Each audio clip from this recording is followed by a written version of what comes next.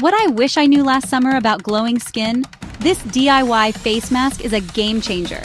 Say goodbye to dull, tired skin and hello to a fresh, radiant glow. Today I'll show you how to make the best DIY face mask using 100% natural ingredients perfect for summer. Here's what you'll need.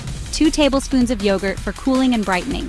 1 teaspoon of honey for hydration and its antibacterial benefits. 1 teaspoon of turmeric for that glow and anti-inflammatory effects. And a few drops of lemon juice for natural exfoliation and a vitamin C boost, optional for oily skin. Mix all the ingredients in a bowl until smooth. Apply to a clean face and leave on for 15-20 minutes. Rinse off with lukewarm water and pat dry.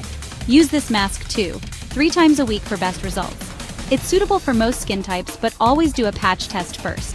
Feeling the glow already? Don't forget to like, comment, and subscribe for more beauty and skincare tips.